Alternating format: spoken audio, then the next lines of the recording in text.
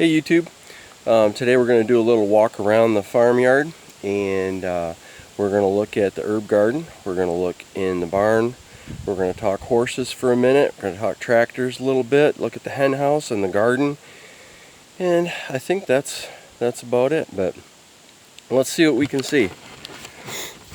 So, there's our little fire ring. We had a pretty good wind last night. This isn't anything to do with the hurricane, but I guess if it's windy out here, we should watch for falling dead from the trees. So, hey, you know what? Let's have a look over here, and we'll make our way down there. Last thing. Okay, I don't know if you guys have heard of the Eden plan for gardening, where you kind of you cover the ground. Well, this is the results in my herb garden. You can see I've got back there, that is lavender. This is spearmint. This is just regular mint, and there, you know what this stuff is. But that's rosemary and chives, and this is lemon thyme, and this is George. That's lemon thyme. And this is just regular old thyme. This is bees balm. Bees balm over here. This is sage. Look at that, how just monstrous that thing is. You'd be surprised to see how much just putting this covering on here did amazing. It's just this wood chips. It's just this wood chips right here. See, it's got fines and it's got bigger stuff in it, and all that together seems to be the best mix, if you believe the guy that put out that Eden garden thing. That's the best way of holding moisture. So again, we got chives over there. That's a little failure spot right there, but I'll fix that later. That's more lavender, and just because I put some tomato plants, those are goji bushes, but pardon me. In the summer it dried out pretty good in here, and I've got a hose that I just left in the ground. It's a sweat hose. You can see it down there. I left it in there and I used it. Well, they say put on for a couple hours and that's about it. Well, a couple times I left it for like 8 hours, so I think I over soaked things. The stuff down here really liked it. But look how lush that is. You have no idea what this looked like in the spring. It looked terrible. It wasn't like this at all. It was all overgrown with weeds, and just covering the soil really did a big thing. And like I had on one of my other YouTube posts, I really like the mint. I like the mint tea, but you can just chew it a bit and really freshen your breath up. So anyway, that's that. Now over here,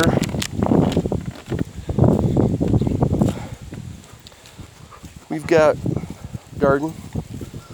It's about 30 by 35, something like that, which is plenty big enough. You can see there's some asparagus growing in that row right there. Does need to be tilled up again. It's got a lot of horse manure in there, so the grass tends to come up pretty quickly. So, but next year this will be a pretty good garden spot. I've been working at that a little bit. Got a couple of grapevines back there. The grapes never seem to get ripe, and I'm probably not trimming. You can see I've even got some growing up in the apple tree here. This is a really old apple tree, but they make really good applesauce. There's try to give you a look at one of the apples. There's one on the ground. The deer kind of clean them up, I think, at night. And I've got another apple tree down there. All this down here is going to be like little apples. I want to do pears. I'd like to have like a mulberry tree, or maybe 2 mulberry trees. That's about all there is to say for down here. I got some berry bushes down here, but look, the grapes have like overgrown them, and I've never really spent too much time with the berries, but I will. Other things have just taken precedent. So that's kind of, you're seeing kind of the plan, the long-term plan. Believe it or not, that is a functioning outhouse. Right. Yeah, right there. And this little dog barn. Get the cat, keep the cat in here too. There's nothing much to show in here really. But you see it's a little 10 by 10 barn. I put the dog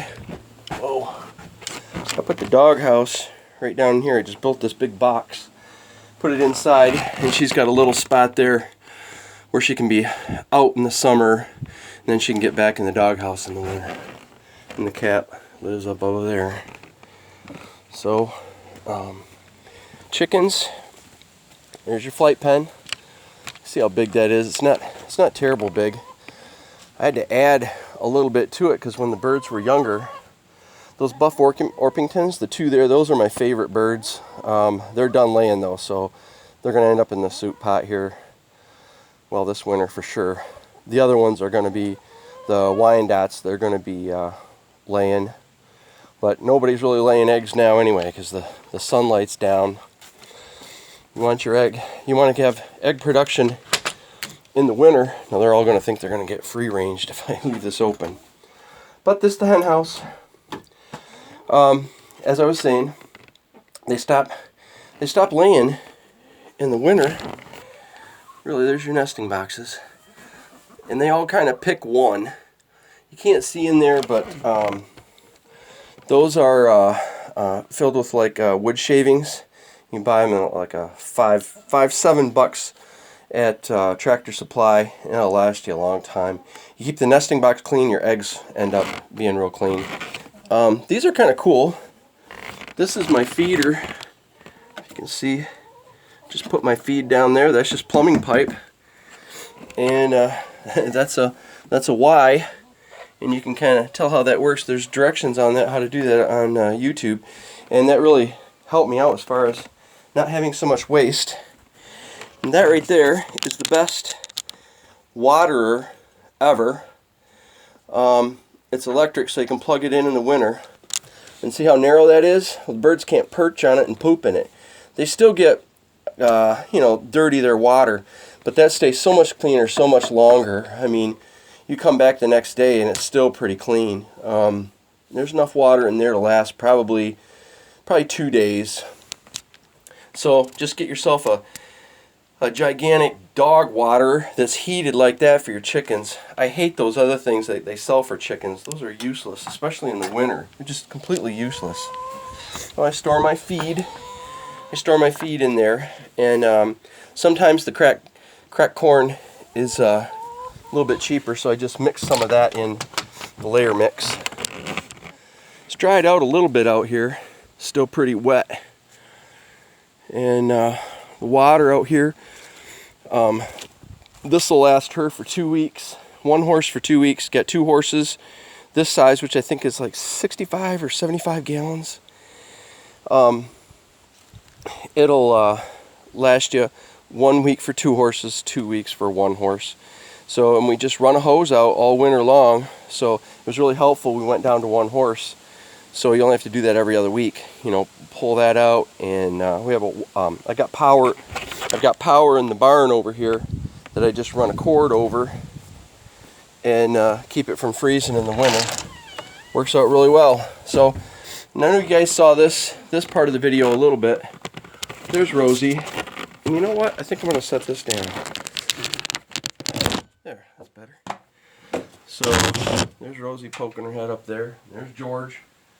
So I don't know if this showed on before, but my rafters were sagging a little bit, so I jacked them up. I had to jack these 3 up here to put that beam underneath, and then I shimmed it up. You can see I got shims in there, and then I let the rafters back down on the shims. But the roof line is much better now, and I know I've saved this barn. It's probably useful life has gone up 20 years or something, and it's already old, so it's gonna do great for us here. You can see hay back over in there.